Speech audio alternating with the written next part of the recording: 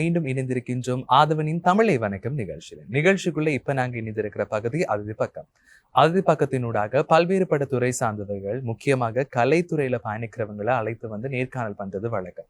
அதே போல இன்றைய நாள் நிகழ்ச்சியின் வாயிலாகவும் ஒரு முக்கியமான அதிதியை தான் நாங்க அழைத்து வந்திருக்கோம்.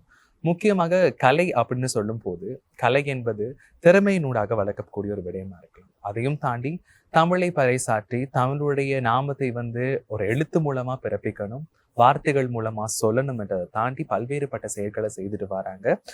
கவிதை, சிறுகதை, பாடல் ஆசிரியர் மற்றும் நடிகை கிருஷ்ணவேணி அவர்கள். வணக்கம். வணக்கம். எப்படி இருக்கிறீங்க? நான் நலமாக இருக்கிறேன். நீங்களும் நலம்பால வாழ்த்துகிறேன்.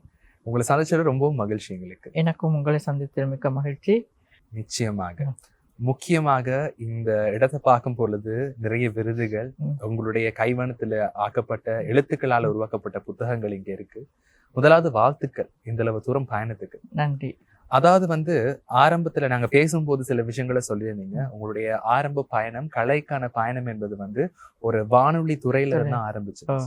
அது எப்படி ஆரம்பிச்சிச்சு? அதை பத்தி சொல்லுங்க. அதாவது நான் படிக்கும்போது 9ஆம் ஆண்டு எல்லாம் படிச்சு கொண்டிருக்கையில வானொலி கேட்குறது, அப்பா ரேடியோ போட்டு கேட்டுக்கொண்டிருப்பார். அப்போ அவர் செய்தியை போட்டு அவர் அந்த நேரத்தில் தெரியும் தானே, அப்படியெல்லாம் அந்த பெருசாக இதுண்டு இல்லாத அப்போ அவர் பேச மூடி வச்சுட்டுப்பார்.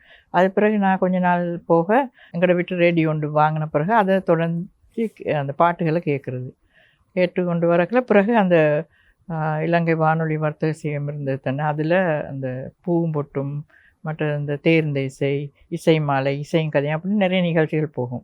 எனக்கு அந்த அப்போ கேட்டு நானும் அதில் எழுத தொடங்கினேன். சும்மா ஆரம்பத்தில் கொஞ்சம் எழுத தொடங்கின பிறகு திரும்பி அதில் எனக்கு நிறைய பாராட்டுகள் கிடைச்ச பிறகு நான் அதை விருப்பத்தோடு தொடர்ச்சியாகவே எழுத தொடங்கி அப்படி வானொலியில் தான் இந்த ஆரம்ப கால கலைத்துறை மேம்பட்டது. அது பிறகு பத்திரிகைகளுக்கு எழுதினேன். அப்போ ஆரம்பத்தில் உண்மையில் கவிதை நான் எழுதலை, விமர்சனம், கட்டுரைகள், அந்த சின்ன ஆக்கங்கள் அப்படி தான் எழுதி கொண்டேன்.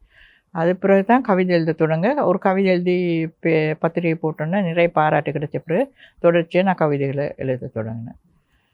ஆனால் என்னுடைய வாசிப்புக்கும் என்னுடைய வாசிப்பு ஆர்வம் தான் நான் முக்கியம் எழுதினேன். எல்லாம் வாசித்து கொண்டிருக்கையில் புத்தகங்களை அம்புலி மாமா புத்தகம் அந்த நேரத்தில் பாடசாலையில் படிக்கையிலே வகுப்பில் ஆசிரியர் படிப்பிச்சு கொண்டு இருந்தாலும் நான் பின்னுக்கு இருந்து அம்புலி மாமா புத்தகம் வாசிச்சு கொண்டுப்பேன். அதுக்கு வித்துட்டு என்ன தாயார்னு தான் சொல்லணும். ஏன்னா தாயார் விடியவே அந்த நேரத்துலலாம் அந்த விளக்கு வெளிச்சத்தில் எழும்பி வாசிப்பு பழக்கத்தை என்னை ஊக்குவித்தார். அப்போ நான் வாசிக்க அந்த வாசிப்புனால நானே எழுதக்கூடாது அப்படின்ற ஒரு எண்ணம் ஏற்படுத்த நான் எழுத தொடங்கினேன். நிச்சயமா. அதாவது வாசிப்பதன் மூலம் இந்த எழுத்துக்களை உருவாக்கக்கூடிய தன்மை உங்களால உருவாக்கப்பட்டிருக்கு. எல்லாரும் எழுதுறாங்களே, அப்ப நானும் வாசிக்கிறேன் தானே, நானும் எழுதணும் என்று அந்த தொடக்கம் தான் எனக்கு ஆரம்பிச்சது. வாசிப்பு தான் என்னோட எழுத்தை வளர்த்தன்னு சொல்லணும். நிச்சயமா. இருக்க திறன்லேயே சிறந்த ஒரு திறன் தான் வாசிப்பு திறன். உருவாக்கப்பட்டாலே போதும், கை தானாக எழுதும், பேசக்கூடிய விஷயங்களும் அழகாக பேசக்கூடியதாக இருக்கும். நிச்சயமாக. அதே போல இந்த கலை சார்ந்த விஷயங்கள் அப்படின்னு பார்க்கும் பொழுது நிறைய விடயங்கள் இருக்குது. நிறைய பேர் வந்து கலை மூலமா பல்வேறுபட்ட விஷயங்களை சாதிச்சுட்டு. அதே போல உங்களை சார்ந்த விஷயம் பார்க்கும் பொழுது எழுத்துத்துறையிலும் சரி, விமர்சனங்கள், அதே போல உங்களை சிறுகதை, பாடல்களையும் நீங்கள் எழுதியிருக்கீங்க. அதே போல இந்த கலை மீது கொண்ட ஆர்வம், ஏன் நம்ம இதுக்குள்ள வந்து இப்படி செய்வோம், அந்த வானொலிக்கு வந்தது அப்பா கேட்டாருன்றதுக்காக வந்துச்சு. அதையும் தாண்டி புத்தகங்கள் எழுதணும், புத்தகங்களை நிறைய வெளியிடணும்ன்றது வந்து வாசிப்பு திறன் மூலமா வந்துச்சு. அதுக்கும் தாண்டி என்ன திறன் வந்து உங்கள்ட்ட அதிகமா இருந்துச்சு, இதுக்குள்ள வரணும், இதுல பல்வேறுபட்ட விஷயங்களை சாதிக்கணும்? ஏன்னா இன்றைய காலகட்டங்கள்ல வந்து பாப்போமா இருந்தா நிறைய பேர் வந்து கலை மீது கொண்ட ஆர்வத்தினால பல்வேறுபட்ட விஷயங்களை செய்வாங்க. சில காரணங்கள்னால அதை அப்படி இடையில நிப்பாட்டிடுவாங்க. அதையும் தாண்டி பல்வேறுபட்ட விஷயங்கள் செய்ய மாட்டாங்க. ஆனா இந்த அளவு தூரம் பயணத்துக்கு பல்வேறுபட்ட புத்தகங்கள் நீங்க வெளியிட்டிருக்கீங்க. உங்களுடைய கைவண்ணத்துல பல எழுத்துக்கள் உருவாகி இருக்குது. அதே போல எப்படி இந்த ஆர்வம் வந்துச்சு, எப்படி கலைக்குள்ள வந்தீங்க? அதாவது நான் நினைச்சேன், ஒரு இந்த சாதாரணமாக அந்த காலத்துலலாம் பெண்ணியம் என்ற ஒரு பின்தங்கிய சூழல் இருந்த தானே, பெண்கள் படிக்கக்கூடாது, வெளியில் வரக்கூடாது, அந்த பொது இதில் இருக்கக்கூடாது அப்படின்னு. அதை எனக்கு அது மனத்தை பெரிய ஒரு தாக்கத்தை ஏற்படுத்தினது. ஏன் பெண்கள் இது செய்யக்கூடாது, பெண்களும் திறமை இருக்குது தானே, நாங்கள் ஏன் இதை வளர்த்து கொள்ளக்கூடாது அப்படின்னு சொல்லிட்டு அந்த ஒரு இது எனக்கு. மற்ற சமூகத்தில் நடக்கிற இந்த அநீதிகள், பிரச்சனைகள், அந்த அதுகளை பார்த்தோன்னே எனக்கு சரியான ஆதங்கம் ஏற்பட்டு இதுகளை பற்றி நான் எழுதணும் அப்படின்னு நினச்சி நிறைய அப்படி பெண்ணியம் சார்ந்த, மலையகம் சார்ந்த நிறைய கவிதைகள் எழுதியிருக்கேன். அந்த சிறுவர் பிரச்சனைகள், உரிமை, துஷ்பிரயோகம், அப்படி அந்த மாதிரி இதுகள், சீதன பிரச்சனைகள், மற்ற காதலை பற்றி, இயற்கையை பற்றி, இயற்கை எங்களுக்கு எவ்வளோ அற்புதமான இதுகளை கொடுத்துருக்கு, நாங்கள் அதை ரசிக்கிறதும் இல்லை, அதை நாங்கள் அனுபவிக்கிறதும் இல்லை. அப்போ நான் எங்கேயாவது பயணங்கள் போகல, அந்த இயற்கை காட்சிகளை பார்த்து கொண்டு போகல, எனக்கு ஒரு கவிதை அது தோணுச்சுன்னா அதை நான் உடனே எழுதுவேன். அப்படித்தான் அப்படிதான் இந்த ஆர்வம் வந்துச்சு அந்த துறைக்குள்ள பயணிக்கிறதுக்கு. நிச்சயமாக. அதே போல அதாவது கவிதை மூலமா ஆரம்பிச்சீங்க, சிறுகதை எழுதுறீங்க, விமர்சனங்கள் எழுதுறீங்க. முக்கியமா இந்த துறையில உங்களுடைய தனித்துவம்னா என்னன்னு சொல்லுங்க. ஏன்னு சொன்னா நிறைய பேர் புத்தகம் எழுதுறாங்க, எழுத்து துறையில நிறைய பேர் இருக்கிறாங்க. இருந்தாலுமே கூட கிருஷ்ணவேணி அம்மாவோட புத்தகம்னா இப்படித்தான் இருக்கும் அப்படின்னு சொல்லி காட்டுறதுக்கு உங்களுடைய தனித்துவம். சமூக பிரச்சனைகள் அதிகமாக எடுத்து காட்டுவேன். மற்றது இந்த ஒருத்தர் ஒரு விமர்சனம் சொல்லும் போது பயந்து கொண்டு அவங்களோட இதை நாங்கள் சுட்டி காட்டாமல் இருக்காமலுக்கு அந்த எப்படியோ அந்த சொல்ல வேண்டியதை அந்த எழுத்து மூலம் நான் சொல்லிடுவேன். இப்படித்தான், இதுதான் என்னுடைய கருத்து அப்படின்னு நான் சொல்கிறதுனால எல்லாருக்கும் அது பிடிக்கும். மற்ற நிறைய நான் இப்போயும் காதல் கவிதையில் எழுதுவேன். எல்லாரும் கேட்பாங்க, என்ன நீங்கள் வாலியா, இன்னும் இப்படி காதல். நான் சொன்னேன், அது இயற்கையாக வருது, நான் எழுதுனேன், அதில் ஒன்றும் பிள்ளை இல்லை தானே, நான் எழுதுறேன் அப்படின்ட்டுன்னு. அது மாதிரி இயற்கை கவிதைகள்லாம் நிறைய எழுதியிருக்கேன். அந்த மாதிரி அதுகளில் நான் அந்த ஈடுபடுறதுனால என்னுடைய கவிதையில் அநேகமாக முகநூலில் நிறைய பிரபலியம் பெற்றிருக்கேன். கனடா வானொலி, ஆஸ்திரேலியா தாயகம் வானொலியெல்லாம் இந்த கவிதைகளை இப்போயும் கேட்டு அவங்க வாசிக்க சொல்லுவாங்க. அப்படி எழுதுறது. மற்றது எல்லா பத்திரிகைகளுமே இந்த சிறுகதை வெளிவந்திருக்கு. அது மாதிரி இந்த மட்டக்களப்பில் இந்த பெண்ணியம் என்ற ஒரு அதில் வந்திருக்கு. மற்றது ட்ரிங்கோமர்லேருந்து தயாலன்னு சொல்லி ஒரு பிரபல அவர் இருக்கிறாரு, அவரோட சிறுகதை மஞ்சரி, அதில் இந்த 5-6 கதைகள் வந்திருக்கு. இப்படி செய்து கொண்டு போகிறேன். இப்போ தான் புத்தகம் வெளியிட்ருக்கோம். ஏற்கனவே ஒரு புத்தகம் வெளியிட்ருக்கோம் அக்கறை பெற்றுலாங்கால. இப்போ இந்த புத்தகம் வெளியிட்ருக்கு. அந்த 1000 உலக சாதனை படிக்கிறதுக்கு வெளியிட்டு அந்த ரித்து சூர்யாண்டு அதில் இந்த 2 புத்தகமும் வெளியிட போகிறோம். நிச்சயமாக அதுவும் ஒரு கேள்வியாக தான் எங்களுக்கு அதை நாங்கள் புறம்பா கேட்கலாம்னு நினைக்கிறேன். அதுவும் தாண்டி கிருஷ்ணவேணி அம்மா எழுத்துத்துறையில பார்த்தாச்சு, கவிதை துறையிலையும் பார்த்தாச்சு, அதையும் தாண்டி நடிப்பு துறை, நடிப்புலையும் நம்ம அம்மா சிறந்தவராக தான் இருக்கிறாங்க அப்படின்றதுக்காக ஒரு உதாரணமாக ஒரு திரைப்படம் வெளியாகி இருக்கிறது. நிச்சயமாக இந்த துறைக்கு நீங்க எப்படி வந்தீங்க, நடிப்பு துறையில கொண்ட ஆர்வம் என்னது, அப்படி முதல் திரைப்படம் என்னதான் அமைஞ்சிச்சு உங்களுக்கு? இல்லை, அது நடிப்புன்னு சொல்லக்குள்ள பாடசாலைகள்ல நாடகங்கள்லாம் நடிச்சிருக்கோம் தான். ஆனால் அது தொடர்ந்து அப்படி செய்யக்கூடிய நிலையில் பிறகு ஹெட்டனில் ஒரு கவிதை புத்தக வெளியீடு நடந்து கொண்டிருந்தது. அப்போ நானும் அந்த அழைப்புதல் கொடுத்து அங்கே போயிருந்தேன். உங்களுக்கு தெரியும், பிரபலமான வழக்கறிஞர் சடகோபன் கவிஞர் அவர்கிட்ட. அப்போ அங்கே போயிருக்கையில் பெர்னாட் ரட்நாயக்கா தயாரிப்பாளர் அவர் அங்கே படம் தயாரித்து கொண்டிருந்தார். நிலா என்ற சிங்கள படத்தை தயாரித்து கொண்டு அவருக்கு சொன்னார், இப்படி நடிக்கிறக்கு ஒரு ஆக்டர்ஸ் தேவைப்படுது, நீங்கள் பார்த்து சொல்லுங்கன்னு அங்கே உள்ள ஒரு ஆசிரியர் சொல்ல அவர் என்கிட்ட கேட்டார். அப்போ நான் பிறகு பகுதி நினச்சி கொண்டுட்டு பிறகு இல்லை அப்படின்னா அப்போ பெர்னாட் ரட்நாயக்கா என்னை படம்லாம் எடுத்துகிட்டு இவ நல்ல லேடி இவ நடிக்க வைப்போன்னா அந்த படத்தில் என்னை நடிக்க வச்சேன்.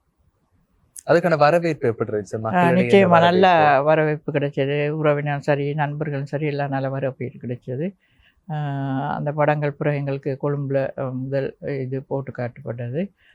இதெல்லாம் வச்சுருக்கேன். நல்ல எல்லா தொலைக்காட்சிகள்லையும் ஒளிபரப்புனாங்க நிலா படம். அப்போ பார்த்துட்டு எல்லாரும் நல்லா இருக்கு. அதாவது நிலா என்ற படம், நிலான்றது தமிழை நிலான்றது அவங்க நிலான்னு தான் சொல்கிறாங்க. சிங்களாக்கள் கதைக்கெல்லாம் அந்த அவங்களோட மொழி வழக்கு அப்படி வரும்போது அது ஒரு படம் கதை அப்படி நடித்தது. எப்படி அந்த ஆர்வம் வந்துச்சு? ஏனென்றா கலைத்துறையில பயணிக்கணும், நிறைய விஷயங்களை சாதிக்கணும் என்ற ஆர்வம் இருக்கு.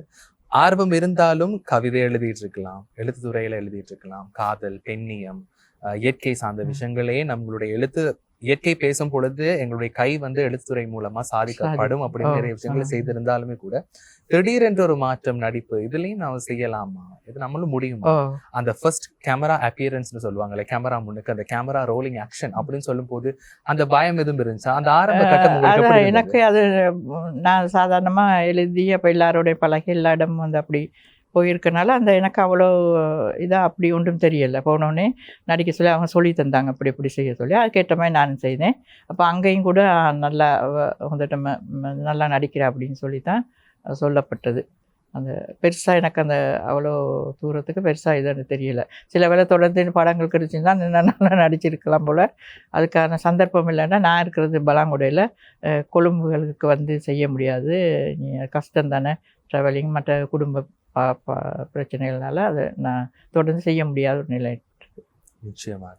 அதாவது ஒரு கலைஞனுக்கு தேவைப்படக்கூடிய ஒரு முக்கியமான விடயம் 2 சொல்லலாம். ஒன்று விருதுகள், மற்றது மக்களுடைய வரவேற்பு. இது இரண்டும் இருந்தா மட்டுமே போதும். நாங்க தெரிஞ்சு கொள்ள வேண்டியதான், ஓகே நம்ம இந்த துறையில வந்து ஏதோ ஒண்ணு பண்ணிட்டு இருக்கோம், பிடிச்ச மாதிரி ஏதோ பண்ணிட்டு நான் ஏதோ செய்யறேன்ற மன திருப்தி இருக்கு. இன்னும் பல்வேறுபட்ட விஷயங்களை செய்யறதுக்கான உத்வேகம் வந்து ஒரு கைத்தட்டல் போதும், ஒரு விருதுகள் போதும், அப்படிதான் இருக்கும் போது. அதே போலதான் இங்கேயும் நீங்க பார்க்கக்கூடியது இருக்கும் பல்வேறுபட்ட விருதுகள். அதே போல உங்களுக்கு லலித் கலா என்ற விருது வந்து எழுத்துத்துறை கிடைக்கப்பட்டுச்சு. எப்படி கிடைக்கப்பட்டது? எந்த கவிதைக்கு, எந்த ஒரு எழுத்துத்துறைக்கு இது கிடைக்கப்பட்டது? இல்லை, அது வந்து தொடர்ச்சியா நான் நிறைய சான்றிதழ்கள் வாங்கியிருக்கேன். அதாவது கவிதை, சிறுகதை, பாடல் அப்படி தொடர்ந்து வாங்கி வரக்குள்ள அந்த சப்ரகமா அந்த டிஸ்ட்ரிக்டில் நான் தொடர்ந்து எழுதுவேன்னு தெரியும். அதனால தான் எனக்கு அந்த தொடர்ச்சியாக எழுதி அதிகமான சிறுகதையில் எழுத்துத்துறையில் ஈடுபட்டிருக்கேன்னா எனக்கு அந்த விருது கிடைச்சது. அப்படி தான் அது கிடைச்சது. இனி அடுத்துண்டா அவங்க சொல்கிறாங்க, ஏன்னா கலாபூஷணம் தான் சொல்லுவாங்க, இதுக்கு பிறகு அதுதான் தரணும். அப்போ அதில் தான் அது வந்தது. மற்றது இலங்கை வானொலி சிறந்த நேயருக்கான விருது கிடைச்சிருக்கு. பாடல் எழுதி அந்த இலங்கையில் ஃபஸ்ட்டாக வந்து அது வந்து பிஎம்எஸ்சிஹெச்சில் பரிசு கிடைச்சது. ஹட்டன் மத்திய மாகாணத்தில் சிறந்த கவிஞர் என்ற விருது கிடைச்சிருக்கு. மகளிர் தின விழா கொண்டாட்டங்கள் அதில் அப்படி அந்த எல்லாத்துலேயும் ஈடுபடுறதுனால அப்படி கிடைச்சிருக்குன்னு. நிச்சயமாக. அதாவது சாதிப்பதுக்கு வயது என்பது ஒரு தடையே கிடையாது என்பதுக்கு உதாரணமாக கிருஷ்ணவேணி அம்மா இருக்கிறாங்க. ஏனென்றா வந்து சிலவர்கள் இருப்பாங்க, பல்வேறுபட்ட விஷயங்களை செய்வாங்க, பல்வேறுபட்ட உடல் உபாதைகள் வந்த பிறகும் சில அசௌகரியங்கள் காரணமாக வந்து இந்த துறையில இருந்து போறதுக்கான சான்சஸ் அதிகமா இருக்கும். அதையும் தாண்டி இதற்கு மேல கொண்ட அன்பு, இந்த கலை மீது கொண்ட அன்பு, அந்த அரவணைப்பு இருக்கிறதுனால மட்டுமே தான் இந்த துறையில இன்னும் பல்வேறுபட்ட விருதுகள் வாங்கணும், இன்னும் நிறைய புக் எழுதணும், இன்னும் என்ற எழுத்துக்கள் வந்து மக்களிடையே பேசப்பட வேண்டும் என்ற ஆர்வம் அந்த கலை மீது கொண்ட ஒரு அன்பு மட்டுமே தான் சொல்லணும். நிச்சயமா நான் ஒன்று சொல்ல நினைக்கிறேன். இந்த பெண்ணியம் சார்ந்த விஷயங்களை பார்க்கணும். பெண்கள் வந்து எங்களுக்கு நேரம் இல்லை, பிள்ளைகள் இருக்காங்க, கணவனை பார்க்கணும், இப்படி சொல்லி அந்த என்கிட்ட கேட்பாங்க, நீங்கள் எப்படி எழுதுறீங்க, உங்களுக்கு எப்படி நேரம் கிடைக்குது, எங்களுக்கு நேரம் இல்லை அப்படின்னு. ஆனால் எனக்கும் அதே 24 மணி நேரம் தான் இருக்குது. நானும் அதை நான் செய்யணும், இதை கட்டாயம் நான் செய்யணும்ன்ற அந்த ஆர்வத்துலையும் செய்ய வேண்டிய அந்த இதுக்காக நிச்சயமாக பெண்கள் அதை உணர்ந்து தங்களுடைய பொழுதுகளை பொழுதை போக்காமலுக்கு பொழுதை ஆக்குவதற்காக பயன்படுத்த வேண்டும். நிச்சயமாக ஒவ்வொருத்தர்கிட்ட ஒவ்வொரு திறமை இருக்குது. சில பாடுவாங்க, நடமாடுவாங்க, தையல் தைப்பாங்க, கவிதை தான் எழுதணுமென்று இல்லை.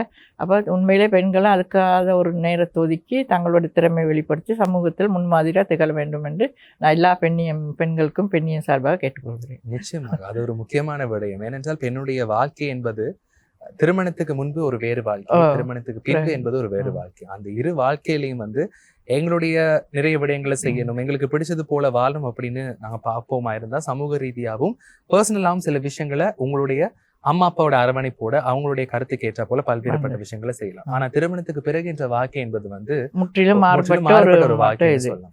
அதுல கணவரோட சப்போர்ட் வேண்டும், அதையும் தாண்டி பல்வேறுபட்டவர்களுடைய தன்னம்பிக்கையும் சப்போர்ட்டும் இருந்தா மட்டும்தான் வந்து பல்வேறுபட்ட விஷயங்களை இதன் மூலமா செய்யக்கூடியதா இருக்கும். அதே போல இந்த அளவு தூரம் பயணிக்கிறதுக்கு உங்களுக்கு யார் உறுதுணையா இருந்தா, உங்களுக்கு யாரு சப்போர்ட்டா இருந்தா? கணவரும் கூட அப்படி பெருசா ஓரளவு தான் ஆதரவு தெரிவிப்பார், அவ்வளோ பெருசாக என்று இல்லை. எப்படியாவது நான் என்னுடைய எழுத்து எனக்கு இருக்கிற திறமையை நான் வெளிக்கொண்டு வந்து எப்படியா செய்யணும் அப்படின்னு. எனக்கும் வாழ்க்கையில் பல பிரச்சனைகள், பல சிக்கல்கள், கணவன் எதிர்ப்பு எல்லாமே இருந்தது. சமூகத்தில் கூட சில பேர் இப்போ நான் இந்த நேரம் வானொலி கேட்டுக்கொண்டிருப்பா, கவிதை எழுதுறா அப்படின்லாம் கூட சொல்லப்பட்டிருக்கேன்ல. ஆனால் நான் அதெல்லாமே மனசில் வச்சுக்கொள்ளல. நான் எனக்குள்ள திறமையை நான் வளர்த்துப்போம். இதில் பிள்ளை ஒன்றுமில்லை, தவறான வழின்னு நான் போல, நான் நல்லது தான் செய்கிறேன், சமூகத்துக்கு ஒரு இது மாதிரி செய்கிறேன், என்னுடைய திறமைகளை நான் வெளிப்படுத்தினேன். அப்படி தான் நானும் இது இருந்தேன். அப்படி அந்த மாதிரி வந்தது தான். நண்பர்கள் நிறைய பேர் இப்போ இலங்கை ஒளிபரப்பு கூட்டத்தானத்தில் இருந்தான்னு, பத்திரிகை துறையில் இருந்தாலும் நிறைய நண்பர்கள் இருக்காங்க. இங்கே அந்த ஸ்ரீலங்காவில் மட்டும் இல்லை, வெளிநாட்டுகளில் கூட இருக்கிறாங்க. இப்போ அவங்களாம் எங்களுக்கு நான் நினைக்கிறேன், எனக்கு அந்த நேரத்தில் கடிதங்கள் எத்தனை எழுதுவாங்க, பாராட்டு கடிதம். இப்போயும் நான் ஒரு 2000 கடிதம் வச்சுருக்கிறேன். வெளிநாட்டிலேருந்து பெக்ஸில் கூட கடிதங்கள் அனுப்புவாங்க என்னுடைய கவிதைகள், அப்போ இதெல்லாம் பாராட்டி. அப்போ அந்த மாதிரி நிறைய நண்பர்களோட உதவி தான் நிறைய இருந்ததுன்னு நான் சொல்லணும். பிள்ளைகளும் இது ஆதரவு தெரிவித்தாங்க. ஆனால் அவங்க அந்த நேரத்தில் சின்ன பிள்ளைகள் தானே, அப்போ அவங்களுக்கும் அப்படி பெருசாக ஆதரவு தெரிவித்தாலும் உதவி செய்யக்கூடாது, முடியாது தானே. அப்போ நான் தான் என்னுடைய இதை நான் வளர்த்துக்குள்ள நானே கஷ்டப்பட்டு நானே செய்துக்குவேன். ஒவ்வொரு நாளுமே வாசிக்கிறது, ஏதாவது எழுதுறது, அந்த வாசிப்பாவோ எழுதாமையோ நான் நித்திர கொள்ளவே மாட்டேன். ஏதாவது ஒரு நாள்ல சரி, ஏதாவது செய்யணும். அப்படி நான் செய்யாட்டி நான் ஏதோ ஒரு குற்றம் செஞ்ச மாதிரி எனக்கு ஒரு உணர்வு வரும். அது அப்படியே பழகி போயிடுச்சு.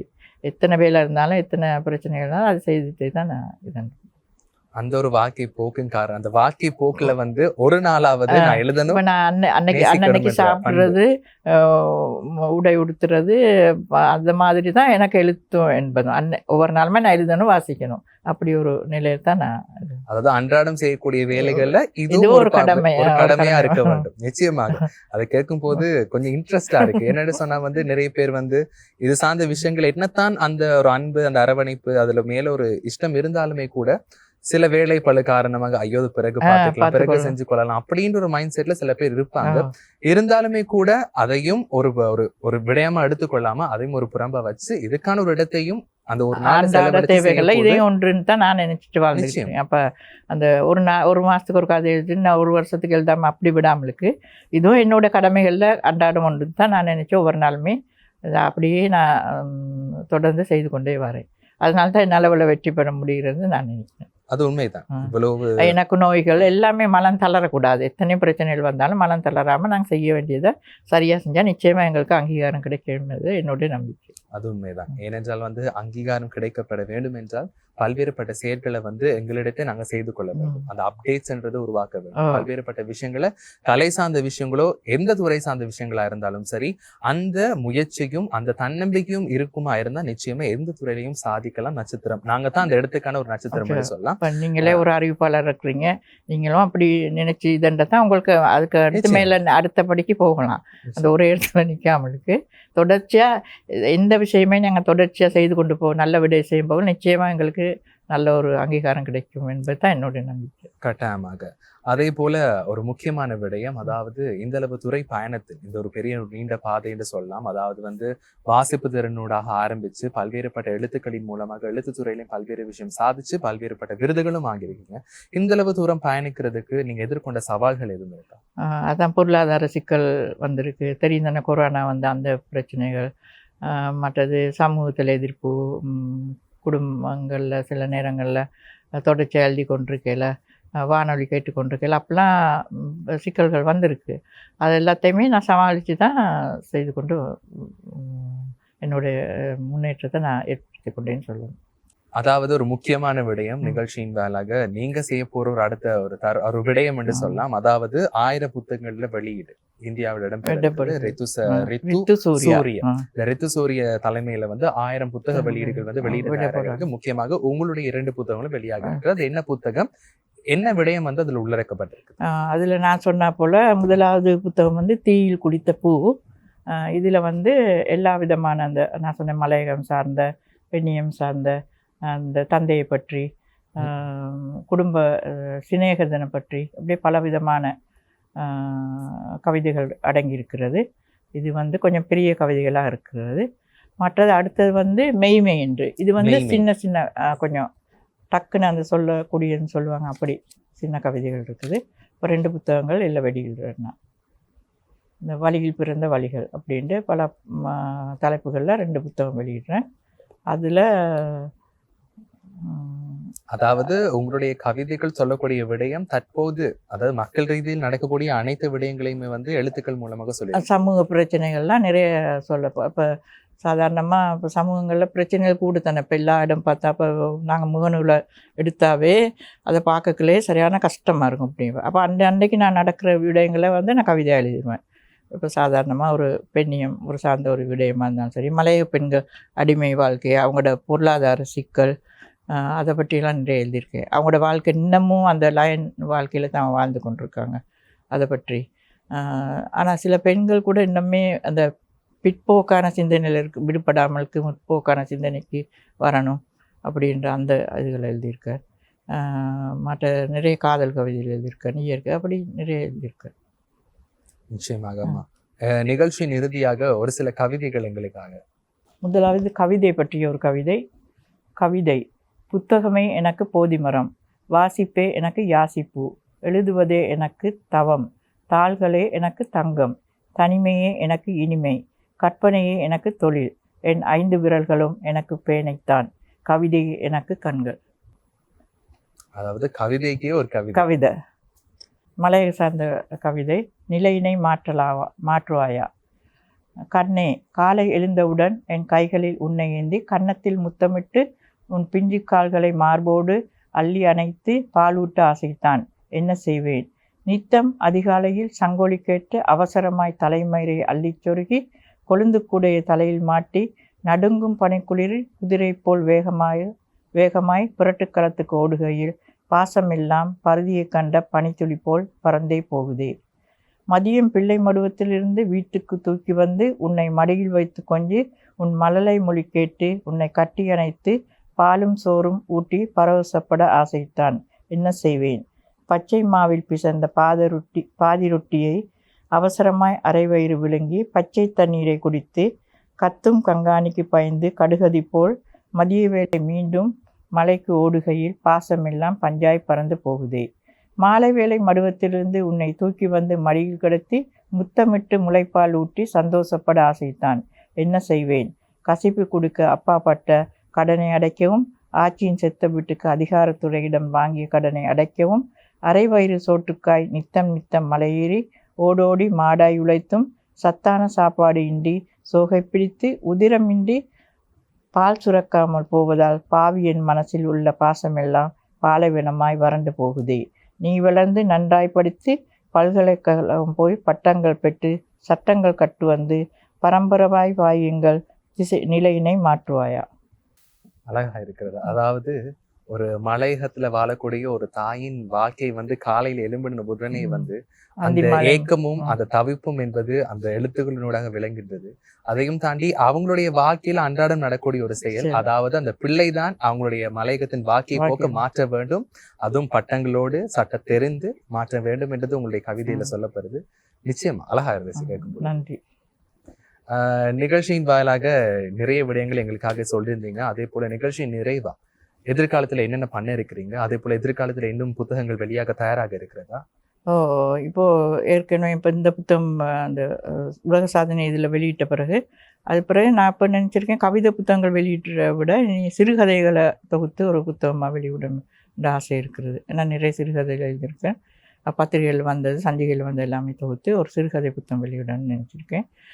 மற்ற இன்னும் கூடுதலாக என்னால் முடிந்த அளவுக்கு எழுதி கொண்டே இருக்க வேண்டும் அப்படின்னு தான் நான் நினைக்கிறேன். நிச்சயமாக அந்த ஆர்வம் இருந்தால் மட்டுமே போதும். அந்த கலை என்பது நீங்களே வேணான்னு போனா அந்த கலை என்பது உங்களுக்குள்ள இருக்கும், உங்களை தேடி வரும் அப்படின்னு தான் சொல்லணும். இன்றெல்லாம் தமிழை வணக்கம் நிகழ்ச்சியின் வாயிலாக நிறைய விடயங்களை சொல்லியிருந்தீங்க. உங்களுடைய கலை சார்ந்த பயணமா இருக்கட்டும், உங்களுடைய நடிப்பு துறையா இருக்கட்டும், உங்களுடைய சிறுகதை துறையா இருக்கட்டும், இந்த எழுத்து துறையிலையும் நீங்க கொடிக்கட்டி பறக்கணும், இன்னும் பல்வேறுபட்ட விருதுகள் பெற வேண்டும் என்றதான் எங்களுடைய ஆசையுமே கூட. இந்த பொன்னான நேரத்தை எங்களுக்கு வழங்கியதுக்கு மனமார்ந்த நன்றிகள். ஆதவன் தொலைக்காட்சி வாயிலாக என்னை அழைத்து ஒரு நேர்காணலை சிறப்பாக நடத்தியிருக்கு ஆதவன் தொலைக்காட்சி தயாரிப்பாளர் தங்கள் அனைவருக்கும் எனது மனமார்ந்த நன்றியை தெரிவித்துக் கொள்கிறேன். நன்றி, வணக்கம்.